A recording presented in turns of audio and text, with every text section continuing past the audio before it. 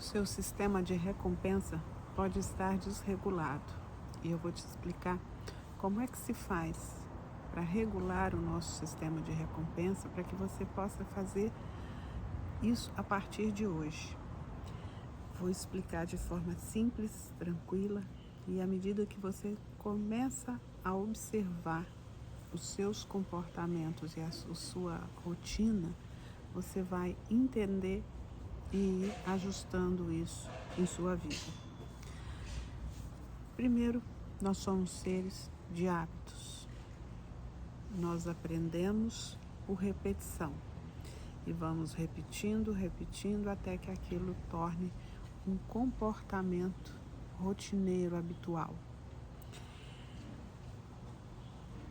E os nossos comportamentos, portanto, são aprendidos. Nós aprendemos a andar, nós aprendemos a falar, nós aprendemos comer com talher, nós aprendemos a tomar banho todos os dias, porque existe uma repetição, porque existe um treinamento.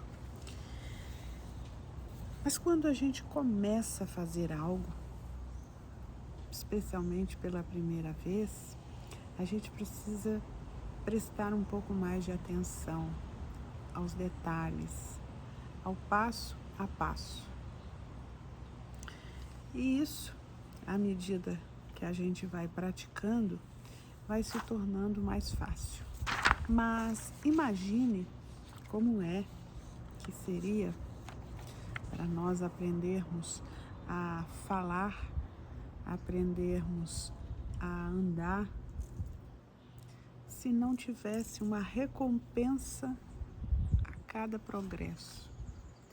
Imagine uma criança que está aprendendo a falar.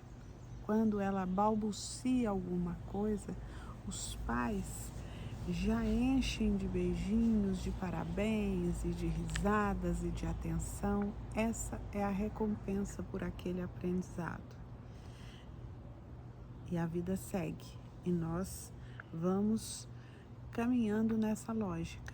Quando a gente faz um trabalho difícil, a gente espera a recompensa do chefe, do marido, da esposa, dos filhos, ou de quem está implicado ali naquele processo. Então, nós temos um cérebro tão perfeito que cada vez que a gente aprende alguma coisa, que a gente executa alguma coisa que tem um certo grau de dificuldade, ele libera neurotransmissores para nos fazerem sentir bem, nos sentirmos vitoriosos, de certa forma, felizes com aquilo. E essa sensação gostosa que faz a gente falar, eu aprendi, ela dura algumas horas em nosso corpo. E existem outras fontes de recompensas, fontes até mais prazerosas e mais rápidas, especialmente. Um videogame, uma série. Por isso, os celulares estão transformando a vida das pessoas, porque ela é uma fonte de prazer absurdo, faz aquilo que o nosso cérebro gosta, e eu vou falar 3 coisas que facilitam muito para que isso seja cada vez mais frequente, que a gente goste mais de ficar. Primeira delas, ela está sempre ao nosso bolso, na nossa bolsa, ao lado da nossa cama, e isso facilita muito o acesso. O segundo ponto é que os conteúdos que estão ali dentro dos telefones celulares hoje, eles são infinitos. E eles são, além de infinitos, eles estão à mão, ali, acessível.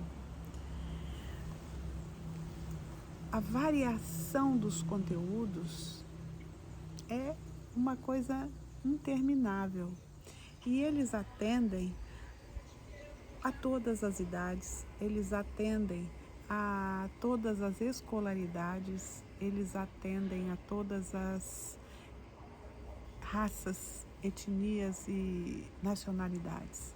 Portanto, isso faz com que ele seja extremamente usado.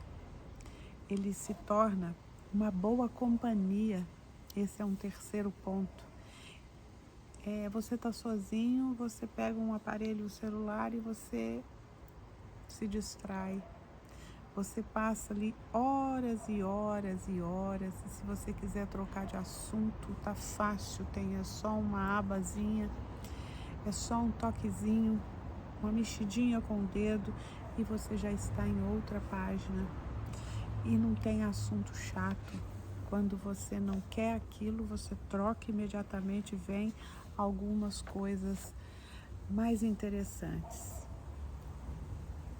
E sabe o que mais? Os telefones, os smartphones, eles foram projetados por engenheiros, neurocientistas, especialistas em neuromarketing para cumprir a função dele com muita eficiência. E ele faz isso porque ele conhece a gente às vezes mais do que a própria pessoa. Isso faz com que a recompensa seja rápida, frequente e na dose que seu cérebro quer e gosta. Imagine um jogo que você começa a jogar e ele vai ficando difícil, e se ele ficar cada dia mais difícil, você desanima, você para de jogar aquele jogo. Então ele já tem a certa medida de que você pode tentar de novo e na terceira vez você precisa conseguir, porque se você não conseguir, a tendência é você desligar daquele ali, você trocar de jogo. São estratégias de prender a nossa atenção, de prender o nosso foco. Mas perceba que apesar da gente ter que ter atenção, essas atenções, elas são atenções muito instantâneas. Você bate o olho e você tem que identificar o que está acontecendo ali, porque rapidamente aquela cena troca e ela passa e é outro assunto ou é outra imagem, e isso faz com que a gente tenha consequências nas nossas vidas reais. Que consequências são essas? O problema é que na vida real, estas recompensas rápidas, estratégicas e na medida do que o nosso cérebro gosta, elas não acontecem no mundo real. Porque no mundo real, você precisa fazer atividade física no dia que você quer, na hora que você não quer também. Você precisa cuidar da sua alimentação todos os dias. Você não pode comer só aquilo que é palatável. Você tem que ir trabalhar, você tem que arrumar sua cama, você tem que lavar sua vasilha, seu banho. Você precisa de estudar, você precisa desenvolver no seu trabalho, você precisa ter relações com pessoas, relações afetivas, relações sociais, e às vezes você escuta aquilo que você não gostaria de ouvir, às vezes você fala aquilo que você não gostaria de falar. Então é muito desigual aquilo que a gente ganha numa tela e aquilo que a gente ganha na vida real em termos de recompensa. E quando a gente treina muito o nosso cérebro nestas recompensas fáceis, fica cada vez mais difícil ler o texto de uma página, desenvolver um problema de matemática, desenvolver um problema no trabalho, lidar com pessoas mais difícil. Isso vai ficando uma missão quase que impossível e a gente vai perdendo a paciência, a gente vai perdendo o foco, a gente vai perdendo, perdendo, perdendo, perdendo. A gente se adapta demais e facilmente com as facilidades da vida. Imagine, no final do dia, você chega em casa cansado e você abre a geladeira e tem lá uma pizza cheirosa, gostosa, bonita. E aí você pensa, eu preciso fazer uma comida saudável, eu preciso preparar uma salada. Em qual das opções você vai? A tendência da grande maioria das pessoas é ir para a pizza. Por isso o consumo de pão é tão alto, e por isso o consumo do fast food é muito maior. É por isso que a pizza, o hambúrguer, ele é muito mais lembrado quando a pessoa está com fome, porque ele está mais acessível, exatamente igual ao celular. E o celular, ele virou uma fonte de acesso. Você dá um clique, já cai no aplicativo do iFood, você já tem lá as suas preferências, porque ele já te mostra, você não precisa ter muito trabalho para escolher. Percebe que todo o nosso ecossistema, ele está preparado para essa facilidade, para nos dar facilidade. Mas a gente sabe que as coisas que a gente conquistou na vida, que foram desafiadoras, que foram difíceis, também são extremamente importantes. Portanto, é assim que a gente desregula os nossos sistemas de recompensa. A gente treina nosso cérebro a querer só aquelas recompensas perfeitas e rápidas, instantâneas. Ao passo que a gente devia buscar o equilíbrio. A gente pode ter essas recompensas, elas são boas, mas a gente precisa ter aquelas recompensas que fazem um bem maior ao longo da nossa vida, ao longo da nossa existência. E se nós não regulamos esse sistema, o que a gente começa a fazer? A gente começa a procrastinar nas diversas áreas da nossa vida, seja no trabalho, seja na nossa vida afetiva, seja como pais, como mães, como amigos. A gente vai empurrando com a barriga, a gente vai deixando para depois porque a gente merece. Essa é uma frase muito dita pelas pessoas. Mas então, como é que a gente faz para regular esse sistema de recompensa?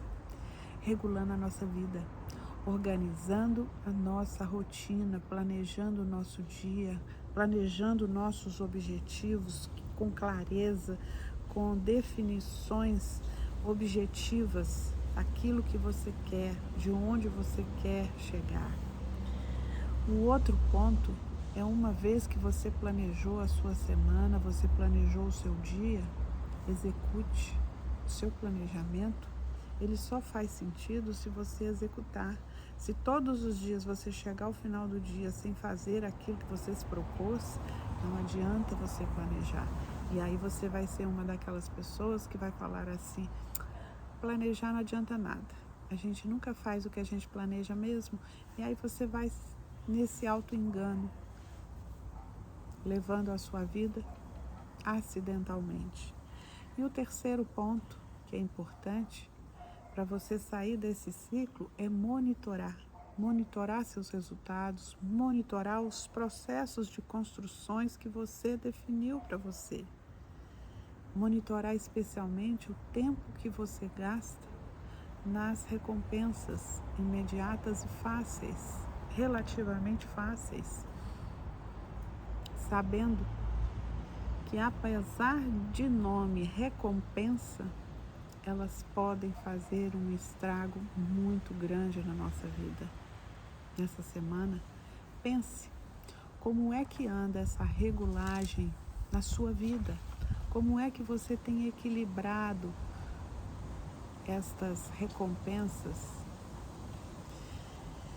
e crie uma rotina mais consistente. Crie uma rotina de hábitos e de comportamentos que faz com que sua vida tenha mais sentido de verdade, que não seja só uma fachada, que a sua vida seja consistente, que você se sinta cada dia melhor e mais dono dela. Pense nisso. Até!